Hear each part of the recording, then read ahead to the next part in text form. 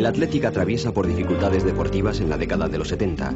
La racha negativa desaparece con el título copero del 73 ante el Castellón y la excelente campaña 76-77, donde llega a las finales de Copa y UEFA. Con todo, los responsables del club decidieron dar un nuevo impulso a la composición de la plantilla. Los aficionados rojiblancos que asisten aquí al partido contra el Bayern de Múnich en el 75 aniversario de San Mamés, disputado en el verano de 1973, se disponían a recibir muchas novedades. El Athletic apostaba por el fichaje de futbolistas vascos ya consagrados.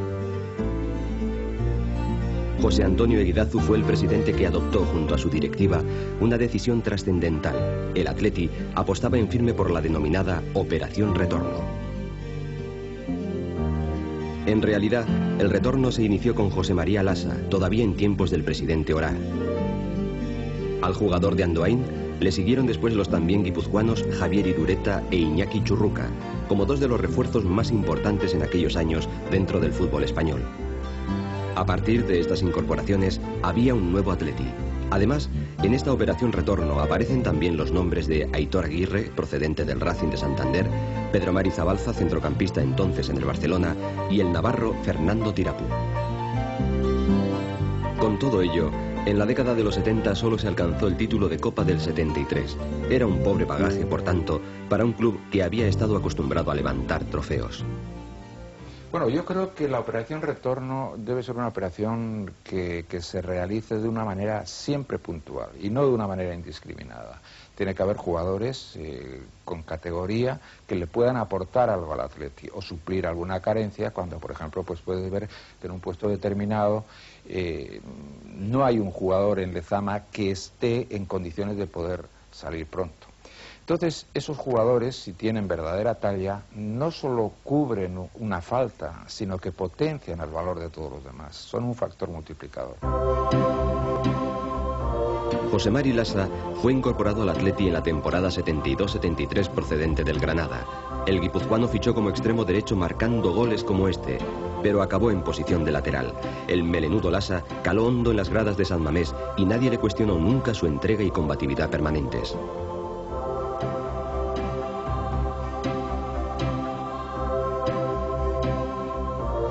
Durante su estancia en el Athletic, a Lasa se le puede considerar un titular indiscutible porque actuó durante una media de 30 partidos en las 6 temporadas de rojiblanco antes de que fuera traspasado al Zaragoza.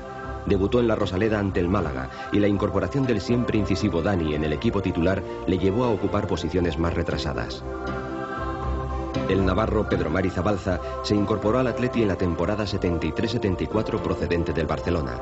A pesar de sus 29 años, Zabalza aportó calidad y experiencia al equipo y goles con lanzamientos como este durante las 2 temporadas que estuvo en San Mamés. Javier Irureta fue uno de los estandartes de la Operación Retorno. El Athletic pagó al comienzo de la temporada 75-76 una cifra de 20 millones de pesetas al Atlético de Madrid por el fichaje de este centrocampista guipuzcoano, que ha sido a la larga uno de los más rentables. Irureta permaneció como jugador en el Athletic por espacio de 4 temporadas, en las que consiguió 22 goles en 136 partidos de liga. Después de jugadas como esta de Dani, Irureta sabía entrar con decisión en el área contraria. Irureta, que en el estreno de la campaña 94-95 ha conseguido su gran ilusión de entrenar al Athletic, disfrutó también de la condición de internacional con las distintas selecciones españolas, porque era uno de los centrocampistas más destacados. En Bilbao, como era lógico, se supo reconocer con facilidad las cualidades de este futbolista y así, durante su estancia, fue objeto de varias distinciones. Creo que aportamos un poquito de esa experiencia y una cierta estabilidad, ¿no? Y yo creo que eso fue básico y fundamental, me da la impresión, para el futuro y la consolidación de otros jugadores que iban saliendo, ¿no? Como Argote, Urquiaga, Goico, etcétera, muchos que fueron luego los que tuvieron la satisfacción de ser con el Athletic campeón. Iñaki Churruca fue el gran refuerzo de la época en la que Koldo Aguirre entrenó al Athletic. Este jugador, nacido en Zarauz, pero que destacaba en el Sporting de Gijón, fue el futbolista más caro de la Operación Retorno, pero sus prestaciones merecieron la pena. José Antonio Eguidazu pagó al Sporting 35 millones por traerse a Churruca, además de conseguir para el club asturiano el fichaje del extremo de la Real Sociedad Araquistain y la cesión de Chato Núñez por 2 temporadas. A cambio, el Atleti pasaba a disponer desde la temporada 76-77 del centrocampista más ofensivo que se había conocido. Su rendimiento empezó a dar frutos desde su primera liga, en la que marcó 13 goles. Durante sus 4 temporadas en el club rojiblanco, Churruca disfrutó como centrocampista ambidiestro, que tenía sus mejores virtudes en su poderoso cambio de ritmo y disparo a puerta.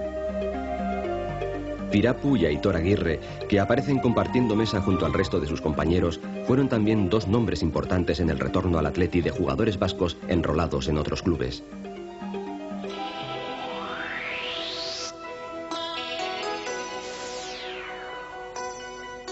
En la campaña 72-73, el yugoslavo Milorad Pavic se estrenó como técnico rojiblanco.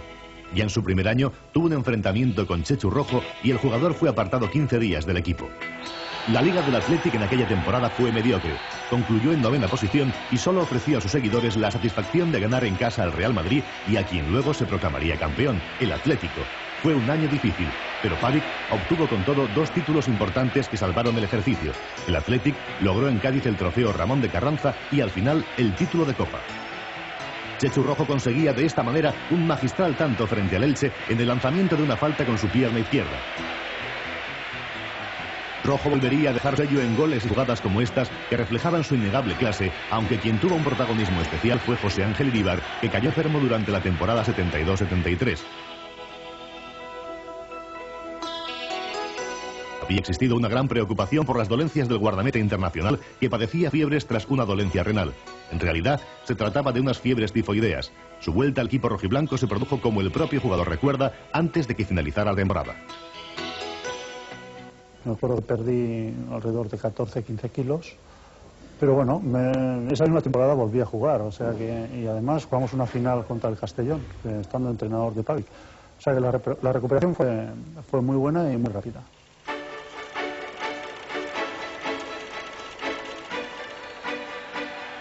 La campaña 73-74 fue la última de Milorad Pavic.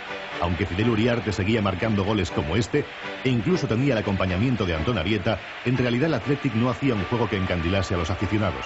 Hubo, eso sí, triunfos sonados como el obtenido ante el Real Madrid, que siempre agradecen los seguidores rojiblancos. Isasola y Uriarte marcaron los goles de una victoria mínima, pero la eliminación ante el Murcia en la segunda ronda de la Copa fue un jarro de agua fría inesperado, máxime cuando el Athletic ostentaba la condición de campeón por su triunfo en el 73.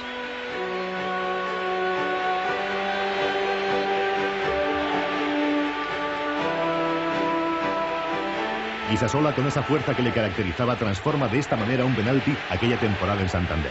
Los rojiblancos no ofrecían un alto nivel de juego, pero tenían la seguridad de que su portería estaba bien guardada. Iríbar, de nuevo en forma, evidenció que era un guardameta de prestigio mundial y ofreció paradas decisivas para la suerte de numerosos partidos.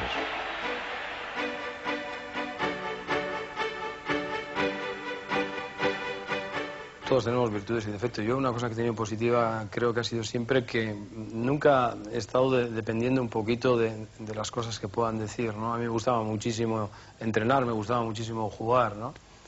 Y por lo tanto estaba bastante metido en un círculo quizá muy reducido en ese aspecto, ¿no? Y me dedicaba por entero a ello, al fútbol. Y entonces quizá no he sido una persona de esas que has oído cosas de ella, aunque es inevitable oírlas, ¿no? Pero no, eso a mí no ha sido un hándicap, todo lo contrario, ¿no? Yo creo que siempre he pensado que para llegar ahí arriba tienes que trabajar cada día, intentarlo hacer lo mejor posible, ¿no? Yo creo que ese es el mejor mensaje que poder dar a la gente joven, ¿no? Chechu Rojo no pudo evitar en ocasiones que se uniera a su condición de jugador de excelente clase por sus centros, inteligencia y goles la consabida etiqueta de polémico.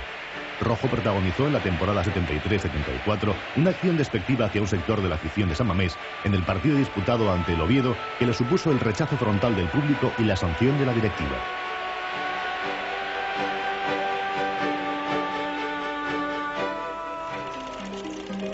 En la temporada 74-75, el ex rojiblanco Iriondo sustituye a Pavic en el banquillo. Con un equipo renovado, el Athletic se clasificó 10º después de estar en zona de descenso a 9 partidos del final de Liga. En la Copa, los bilbaínos fueron apeados en semifinales por el Atlético de Madrid. La renovación de Iriondo supuso la despedida para jugadores como Iñaki Sáez, Larrauri, Uriarte y Antón Arieta. A pesar de su mala clasificación, el Athletic encontró en Carlos Ruiz Herrero un goleador. La sucesión de tantos en esta temporada le llevó a conseguir el Pichichi, galardón que se concede al máximo realizador de la Liga Española. Carlos marcó entonces 19 tantos. Se trataba de un delantero centro que iba muy bien de cabeza y que siempre tenía olfato para encontrarse en el punto exacto del área pequeña, para recibir los servicios de sus compañeros. Dani, que debutó esta temporada al igual que Goicoechea, empezaba a marcar goles así debido a su inteligencia en el área.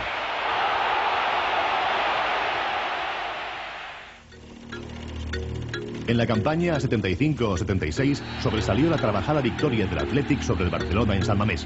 Era la tercera jornada de Liga y los rojiblancos volvían a tener enfrente la pesadilla de aquel equipo capitaneado por Johan Cruyff. Carlos fue el encargado de abrir el marcador para los locales en un duelo de ocasiones repartidas. El propio Cruyff fue el autor del tanto que suponía el empate, aunque Dani finalmente permitió que el Athletic se alzara con la victoria. Incluso Rojo, inspirado con el balón en los pies, pudo aumentar el marcador con esta vaselina intencionada.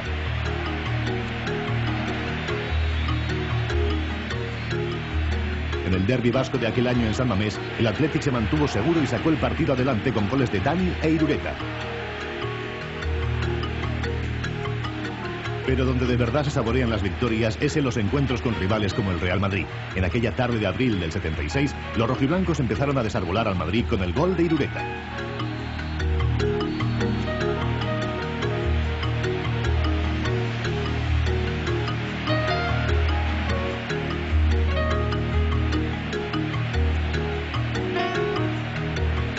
El Real Madrid, con jugadores de la clase del alemán Netzer, iba a proclamarse campeón de la Liga, pero se marchó de Bilbao con este segundo gol, obra de Carlos. El Athletic acabó en el quinto puesto.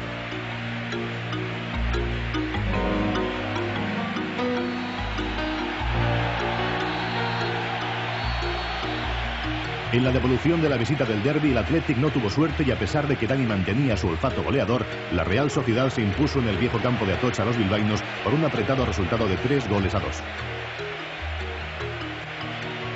Dani despuntaba por sus goles y se estaba haciendo un especialista en el lanzamiento de penaltis. Ganaba sus primeros premios y tenía el reconocimiento de sus compañeros. Bueno, pues en lo futbolístico, pues ¿qué vamos a añadir al superjugador Dani, ¿no? Pues es un gran jugador en el que, como se ha visto ahora, pues ya se confía en él en la selección y no sé, tiene unas grandes cualidades para poder jugar un día temprano en la selección nacional. El preparador físico Manolo Delgado Meco fue también uno de los fichajes en esta década bajo el mandato de Guidazu. Delgado Meco abrió nuevas expectativas en la puesta a punto de los jugadores y su excelente trabajo con los distintos equipos de Lezama, de manera especial con la primera plantilla, le ha llevado incluso a ocupar la misma función en la selección española.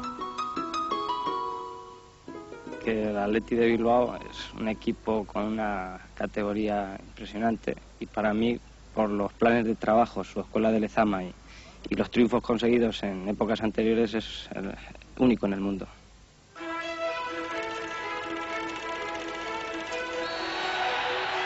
La temporada 76-77 se abría con la confirmación de Koldo Aguirre en el banquillo, que tras sustituir a Iriondo condujo al Athletic a la final de Copa ante el Betis y a la de la UEFA ante la Juventus. El Real Madrid supuso la primera salida oficial de Liga y el Athletic volvió del Bernabéu con una victoria por 3-2 y hacía presagiar buenas vibraciones para compromisos venideros. Churruca, Dani e Irureta fueron ese día los autores de los tantos rojiblancos.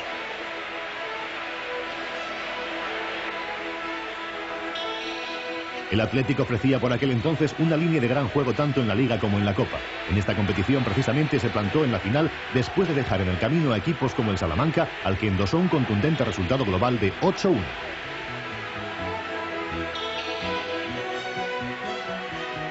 Como muestra del nivel que estaba exhibiendo, el Athletic derrotó por un inapelable 4-1 al Real Madrid. Dani aprovechó la oportunidad de un penalti para abrir hueco ante un rival que en aquella temporada bajó muchos enteros. Luego, otros aciertos en el remate, como ocurrió con este poderoso disparo con la derecha de Churruca y del propio Dani, hicieron muy fácil este triunfo para un equipo rodeado de jugadores de gran categoría, en el que sobresalía la gran conjunción de un bloque muy sólido.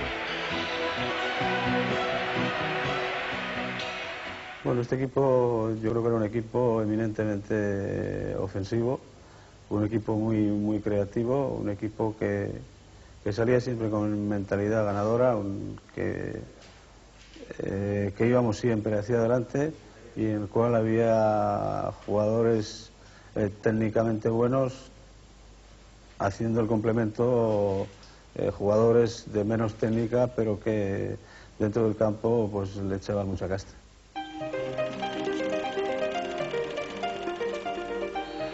Dani también mantenía activo el olfato goleador en los primeros compases de la temporada 77-78. Los rojiblancos comenzaban este campeonato con una presión especial por los resultados del ejercicio anterior. Además, el Athletic estrenaba presidente en la figura de Beti Duñabeitia. En la Liga, los bilbaínos volvieron a quedar terceros. Una buena clasificación gracias a victorias concluyentes como esta ante el Valencia. Irureta, Dani de penalti y Carlos con un certero cabezazo marcaron 3 de los goles de su equipo.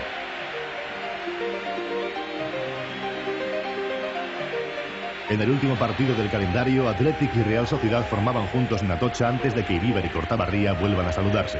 Con el balón en juego, los bilbaínos vieron que el gol de Dani al anticiparse a Arconada en su salida no le sirvió para nada. Pero el Athletic encontraría esta temporada a un extremo zurdo llamado a convertirse en el relevo natural de un jugador tan carismático como Rojo. Se trataba del jaroctarra Stanis Argote.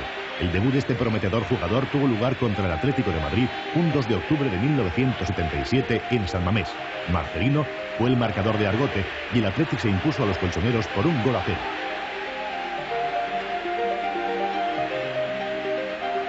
Argote conoció por tanto la titularidad en una temporada que tampoco pasará inadvertida para Duñabeitia. La Icurriña fue izada en San Mamés. Era el último campo en Euskadi que no tenía puesta la Icurriña. Entonces se entendía que tenía que estar la Icurriña, que no se trataba de quitar nada, sino de poner algo que faltaba, que era la Icurriña. Y se hizo, y se hizo de una manera, yo diría, no espectacular, sí con un trato exquisito y con una... Es muy importante, ¿no?, que la Icurriña se izase en San Mamés, ¿no? Y para mí eso es historia. O sea, la gente puede pensar como pensó en aquel momento, pues que a unos les pareció bien, a otros les pareció mal. Yo tuve mis problemas con alguna gente, bueno, pero oye, eso está olvidado, ¿no? Pero lo que sí es cierto es que lo que no ha desaparecido en la historia de mi vida, ya no puede quitar nadie, de que yo puse la Icurriña en San Mamés en un momento entrañable y fue un honor para mí hacerlo, ¿no? Koldo Aguirre encaraba su última temporada como entrenador del primer equipo del Athletic. Su 9º puesto en la Liga, su temprana eliminación en la Copa ante el Zaragoza y un adiós demasiado rápido a la Copa de la UEFA fue su corto balance. Argote se había consolidado en la banda izquierda por sus centros y sus goles, que en duelos contra el Real Madrid adquirían mayor importancia. El Athletic, que perdió en el Bernabéu por la mínima, se mostró sólido en San Mamés.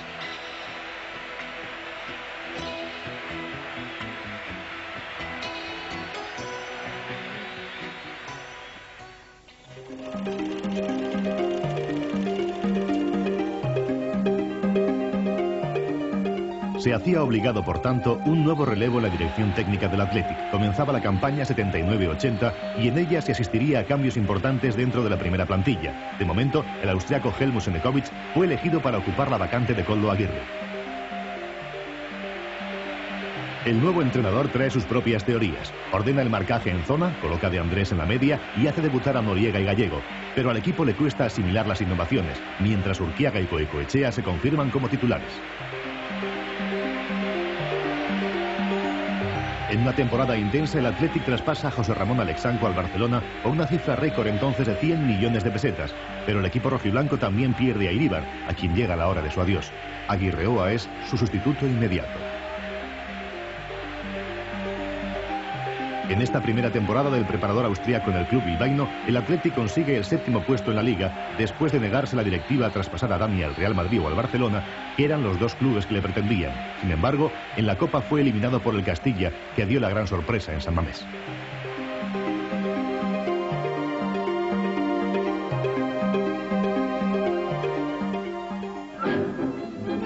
En el estadio Vicente Calderón se jugó la final de la Copa del Generalísimo entre el Athletic de Bilbao y el Castellón. Franco, que presidió el encuentro, fue cariñosamente recibido. Junto a él, en el palco presidencial, el príncipe de España, el delegado nacional de deportes y otras personalidades. Esta era la primera vez que el equipo del Castellón llegaba a la final, luego de una campaña muy irregular y meritoria. Sin embargo, la victoria, como tantas otras veces, se fue para el Abra. El encuentro fue arbitrado por el señor Medina Iglesias. El Castellón hizo cuanto supo, pero tal vez por un exceso de nervios o quizás por falta de veteranía en estas lides, no acertó a imponerse al equipo bilbaíno, práctico y ducho en los torneos coperos. Sin duda alguna, los bilbaínos jugaron con más ardor que sus contrarios. Mediado el primer tiempo, el veterano Arieta supo aprovechar la salida de Corral para marcar el primer tanto, subrayado con mucha alegría por los partidarios del equipo vasco y con desilusión por los seguidores del club blanquinegro. El Castellón reaccionó buscando el empate sin lograrlo.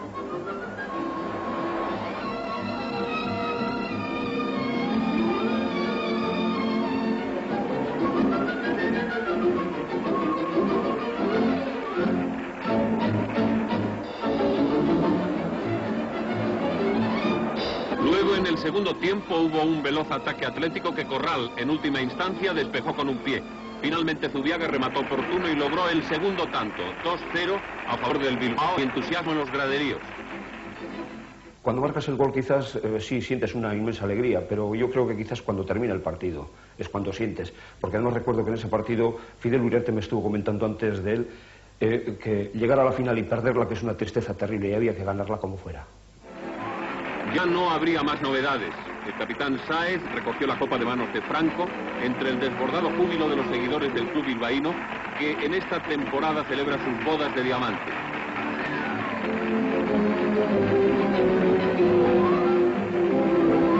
Sí, bueno, son momentos inenarrables, ¿no? Pero que prácticamente te pasan como un zumbido. No te das cuenta. Incluso yo me acuerdo que en aquella final llegué a la caseta y llegué sin una bota porque me la habían quitado por el camino. Son momentos que prácticamente no te das cuenta de nada, vives en una nube.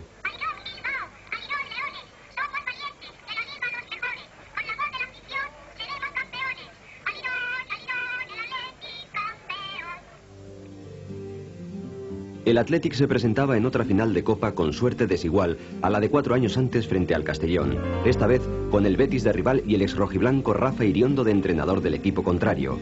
La afición volvió a movilizarse y Madrid recibía un elevado número de bilbaínos. El Athletic había iniciado la competición de esta temporada en cuartos de final y dejó en la cuneta a Elche, Sevilla y Salamanca.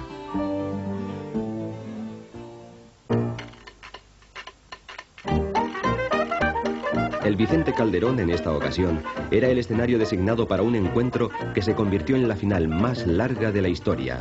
Los seguidores rojiblancos prepararon los momentos previos con el ánimo pletórico. Antes de acceder a sus localidades en el estadio, se sentían confiados en reencontrarse con otro triunfo, pero no hubo suerte. Los jugadores inician la salida al campo. Koldo Aguirre formó con Iríbar, Lassa, Guisasola, Alexanco, Escalza, Villar, Irureta, Churruca, Dani, Carlos y Rojo. Astrain entró por Lassa y Amorortu por Carlos. Los reyes de España y su joven hijo Felipe presidieron un partido que fue de una gran intensidad. El Athletic partía como favorito para la conquista de este título copero. Su rendimiento en la Copa de la UEFA, con la obtención del subcampeonato, le otorgaba esta ventaja sobre el Betis a priori. Sin embargo, los andaluces demostraron que Iriondo conocía a la perfección a su equipo de siempre. Avanzado el encuentro, esta jugada de ataque concluyó con el oportuno remate de Carlos que adelantaba a los bilbaínos. Las escenas de júbilo eran patentes para el bando rojiblanco dentro y fuera del césped. El Betis no estaba dispuesto a entregarse a pesar del gol encajado por Esnaola. Luchó sin desmayo y subió con firmeza hasta los dominios de Iríbar. En una de las acciones, López devolvió la emoción con el gol que suponía el primer empate. La incertidumbre se había apoderado, como era lógico, de las gradas. Después de los momentos de euforia de los seguidores rojiblancos, el empate había hecho concebir esperanzas a la afición bética, que era, en número, la tercera parte en las gradas. Sobre el campo, ninguno de los dos equipos parecía controlar la situación. En cada una de las dos porterías se sucedieron los ataques, aunque sin consecuencias para el marcador. La falta de acierto de los delanteros y el trabajo de las defensas llevaron la final de Copa a la prórroga, aunque ya el cansancio se dejaba notar en las piernas de todos los jugadores. Ya en el tiempo suplementario, el Athletic quiso enmendar la plana. Lo consiguió muy pronto. Dani fue el autor de un gol que parecía dar la copa al cuadro rojiblanco. Las escenas de alegría entre los rojiblancos eran elocuentes y estaban más que justificadas. Se había tomado ventaja en el marcador. En un intento de apuntalar el éxito, el Atleti se volcó en el ataque, como ocurrió en esta acción de Dani. Sin embargo, la desagradable sorpresa todavía estaba por llegar. En una acometida desesperada del Betis, López estableció la igualada definitiva. El desencanto de los rojiblancos estaba tan justificado como la alegría y una cierta incredulidad de los propios béticos ante un desenlace que debía de resolverse con los fatídicos penaltis. Comenzaba sin sustos la primera tanda. Visasola empleaba su fuerza para marcar, pero también los béticos sabían responder con el mismo grado de acierto. Todo estaba a expensas de la llegada de los especialistas. La primera sorpresa fue Cardeñosa, que lanzó fuera su penalti. El Atleti tenía el triunfo en los pies de Dani, pero el extremo, con su habitual paradiña, vio cómo Esnaola le adivinaba la intención. El entrenador decidió que fuese yo el último en lanzar el penalti, precisamente por tener más seguridad en mí, ya que era el especialista en lanzarlo. Tuve la desgracia de que ese penalti era el decisivo. Me dijeron unas palabras antes de lanzar el penalti, el propio Linier me dio unas palabras diciendo: Dani, ahí tienes el balón, tú decides la final. Y bueno, me creó una tensión de nervios interior que me superó, y yo a la hora de lanzar el penalti pues no lo lancé en condiciones normales, lo lancé. Siempre se lo da el comentario de que no me caí de milagro, o sea, yo llevaba una tensión de nervios importantísima, ¿no? A mí me recuerda a todo el mundo el fallo del penalti, pero no me recuerda por los 100 y pico goles que he metido, ¿no? Creo que son gajes de una profesión que hay que aguantarlo y que, bueno, cuando me lo recuerdan, pues yo procuro contestarles amablemente. La copa fue para el Betis. Esnaola había detenido el penalti de Iríbar y el título se escapaba de las manos del Atleti. El agónico desenlace de este partido siempre será recordado con cierta amargura, porque fue el colofón a una temporada en la que se desperdiciaron dos claras ocasiones de alcanzar siquiera un título. De tristes nada. Si este año no llevamos la copa, otra la llevaremos, no se preocupen. Que ya no la llevamos, tenemos muchas y nos cogen muchas más, así que...